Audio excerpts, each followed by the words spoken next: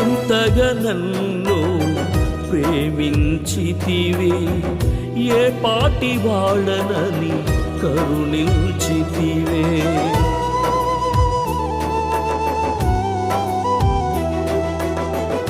ఇంతగా నన్ను ప్రేమించితివే, ఏ పాటి వాడనని కరుణించితివే.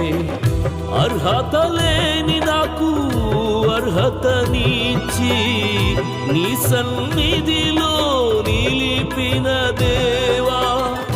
అర్హత లేని నాకు అర్హతనిచ్చి నీ సన్నిధిలో నిలిపిన దేవా. నీ సన్నిధిలో నిలిపిన దేవా, నీ సన్నిధిలో నిలిపిన దేవా. నా మహాగణుడును మన రక్షకుడునైన మన ప్రభు అయిన యేసుక్రీస్తు వారి ప్రశస్తమైన నామములో ప్రతి ఒక్కరికి మా హృదయపూర్వక వందనాలు తెలియచేస్తున్నాం. ప్రియులరా,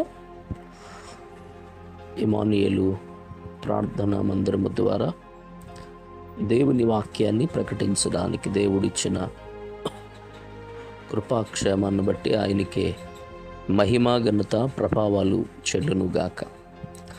దేవుని వాక్యంలో నుండి కొన్ని మాటలు మనం ధ్యానించేద్దాం. పరిశుద్ధ గ్రంథంలో నుండి సామెతలు గ్రంథము 16వ అధ్యాయము 9వ వచనాన్ని చదువుదాం. సామెతల గ్రంథం 16:9.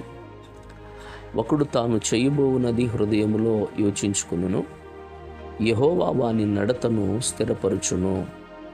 చదివిన ఈ వాక్య భాగంలో దేవుడు చెబుతున్న మాట ఏంటంటే, ఒకడు తన హృదయములో యోచించుకును, ఆలోచించును, యెహోవా వాని నడతను స్థిరపరచును అని దేవుని వాక్యం సెలవిస్తుంది. సామెతలు 20వ అధ్యాయం 24లో ఒకని నడతలు యెహోవా వశము, తనకు సంభవింపబోవున్నది ఎకెట్లు తెలుసుకునిన గలవాడు. ఇక్కడ గమనించాలి, వాడికి సంభవించబోవినటువంటిది ఏదైతే ఉందో అది తెలుసుకొనగలడు. తనకి ఎట్లాగా జరుగుతుందో, ఎట్లు జరుగుతుందో అది అతను తెలుసుకుంటాడు అని చెప్పేసి దేవుని వాక్యం సెలవిస్తుంది. కీర్తన 37:23లో ఒకని నడత యెహోవా చేతనే స్థిరపరచబడును, వాని ప్రవక్తనను చూచి ఆయన ఆనందించును అని దేవుని వాక్యం సెలవిస్తారు. కాబట్టి ఇక్కడ చదివిన ఈ వాక్య భాగంలో ఒకడు తన హృదయములో ఏదైతే తను చేయబోతున్న కార్యాన్ని యోచించుకుంటున్నాడో ఆ వ్యక్తి నడతని దేవుడు స్థిరపరుస్తాడు. ఈ రోజున నడత అనంటే నీ ప్రవర్తన సరిగా ఉంటే గనుక దేవుడు తప్పక నిన్ను స్థిరపరిచేవాడు. అందుకే అదే అధ్యాయము 1వ వచనంలో సామెతలు 16:1లో హృదయాలోచనలు మనుషుని వశం, చక్కని ప్రత్యుత్తరం ఇచ్చుటకు యెహోవా వలన కలుగును. కనుక దేవుడు ఏం చెబుతున్నాడంటే, నీ ఆలోచనను ఆయన స్థిరపరిచేటటువంటి దేవుడు. నువ్వేదైతే ఆలోచిస్తున్నావో అది దేవుడు స్థిరపరిచి నీ ఆలోచన యావత్తు కూడా సఫలపరుస్తాడు. దేవునికి ఇష్టకరంగా దేవుడు కోరుకున్నట్లుగా నువ్వు బ్రతకాలి. కాబట్టి ఆయనకి ఇష్టమైన వారి జీవితాల్లో దేవుడు తప్పక ఆయన కార్యం చేస్తాడు. కాబట్టి నీ నడత స్థిరపడాలి అనంటే నీ హృదయం సరిగా ఉండాలి. నీ హృదయము సరిగా ఉంటే గనుక, నీ ప్రవర్తన సరి చేసుకుంటే గనుక దేవుడు తప్పక నీ విషయంలో గొప్ప అద్భుతాన్ని చేస్తారు ఆయన. అలా కాకుండా నీవు స్థిరపడకుండా, నీ ప్రవర్తన సరి చేసుకోకుండా, నేను కూడా దేవుణ్ణి ఆరాధిస్తున్నాను, దేవుణ్ణి మహిమపరుస్తున్నాను, ఎందుకు నా జీవితంలో స్థిరము లేదు, ఎందుకు నా పరిస్థితి ఏంటినని నువ్వు అనుకుంటా ఉంటే గనుక దేవుడు అంటాడు కదా, నీ ప్రవర్తన స్థిరపరిచేవాడు ఆయన. మొట్టమొదట నీ జీవితాన్ని సరిచేసుకోవాలి. ఇంకేమైనా లోపాలు ఉన్నాయేమో, ఇంకా దేవునికి నీకు మధ్యలో అడ్డుగా ఏదైతే పనిచేస్తుందో అవన్నీ ప్రభు దగ్గర నువ్వు ఒప్పుకుని నువ్వు విడిచిపెట్టి ప్రభువా నన్ను క్షమించు తండ్రి అని ప్రభువుని అడిగితే గనుక తప్పక నీ బ్రతుకులో అద్భుతమైన ఆశ్చర్యమైన కార్యము నా దేవుడు చేయడానికి ఇష్టపడతా ఉన్నాడు. కాబట్టి ఇక్కడ గమనించాలి, దేవుని వాక్యం ఏమి సెలవిస్తుంది అనంటే నీ ప్రవర్తనను దేవుడు స్థిరపరచాలి.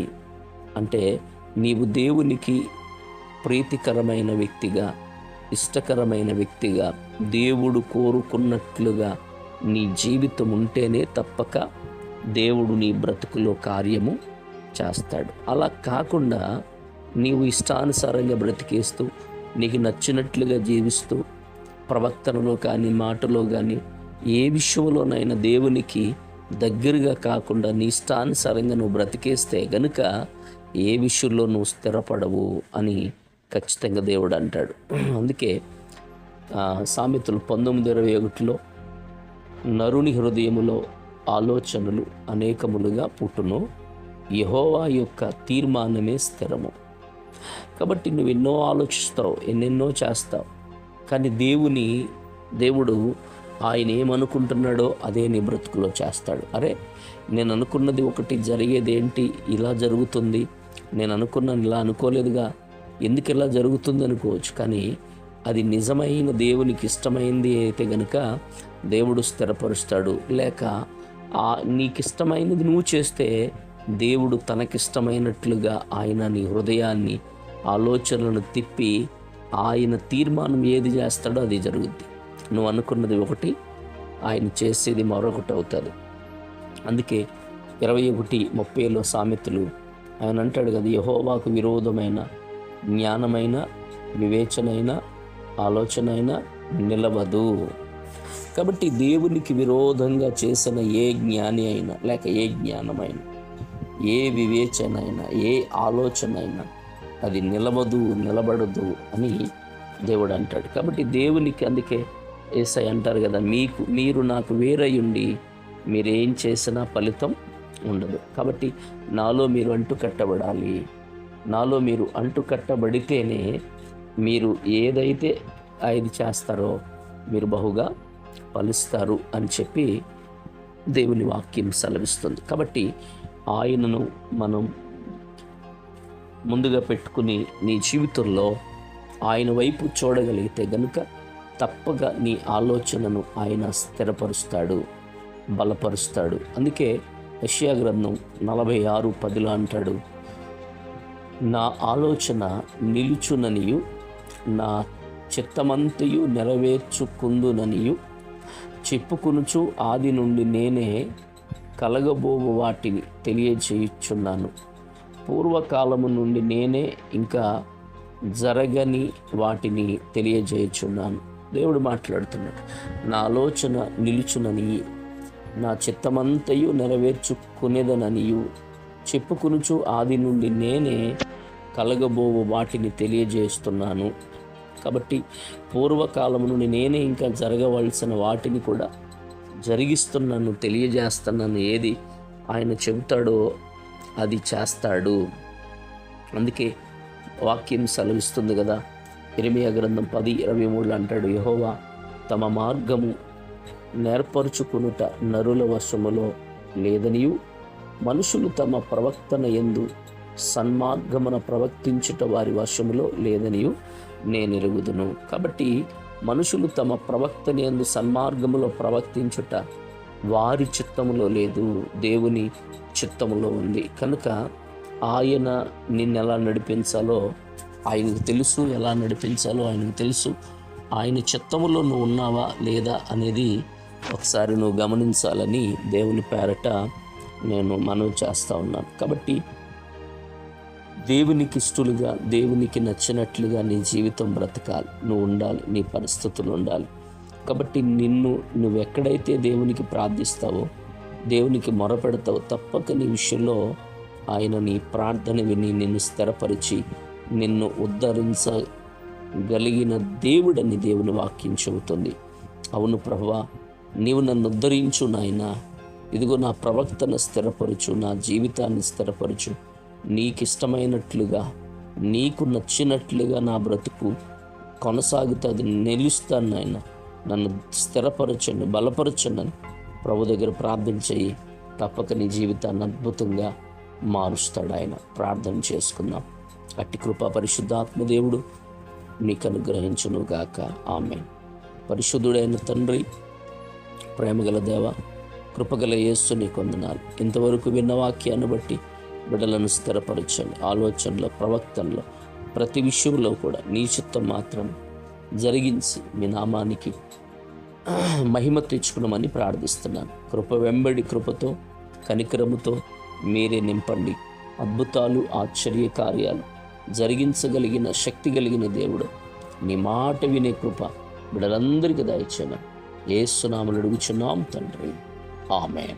ఆమేన్.